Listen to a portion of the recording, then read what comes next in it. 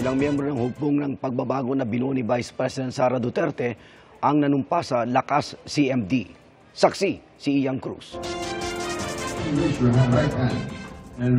Sa harap ni House Speaker Martin Romualdez, nanumpa ang ilang mataas sa opisyal ng Davao Oriental upang maging miyembro ng Lakas CMD. Kabilang dyan si Vice Governor Nelson Dayang Hirang Jr.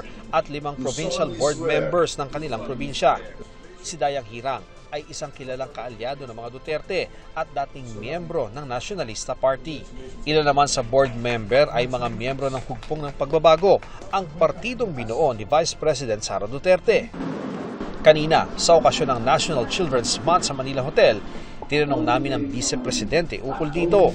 Ma'am, yung known allies ninyo sa DAV-4, lumipat daw po sa camp ni Speaker Romualdez. Any reaction po sina Vice Governor Dayang Hirang, yung mga board member niyo, ma'am, mga dati po yung kaalyado sa HND? Opo, no comment.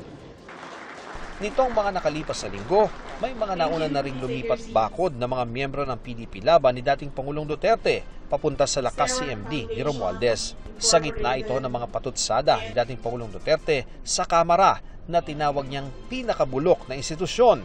Ang lipatan ng alyansa sa Kamara, sinundan ng paghahain ng mga resolusyon na humihimok sa gobyerno ang makipagtulungan sa investigasyon ng International Criminal Court o ICC sa war on drugs ng Administrasyong Duterte. Una nang sinabi ni Pangulong Bongbong Marcos, pinag-aaralan ng gobyerno ang posibleng pagbabalik muli ng Pilipinas bilang miyembro ng International Criminal Court o ICC. We all should respect the position of the President being the chief architect of foreign policy. So yun po lahat na dapat na posisyon nating lahat. Pero we will continue to reach out to the Department of Justice regarding our position on this matter. Ma'am, kung may gusto nyo na makikipag-ugnay tayo sa DOJ, so we will still push through na huwag dapat maging posisyon ng government ang makikipagtulungan sa ICC, just to be clear. Yes, opo. We will continue to reach out to the Department of Justice regarding our position on this matter. And we will lay down the legal basis of our position with the DOJ. Para sa GMA Integrated News, Ian Cruz ang inyong saksi. Mga kaibigan, samahan niyo kaming saksiyan ng mga balita. Mag-subscribe sa GMA Integrated News sa YouTube.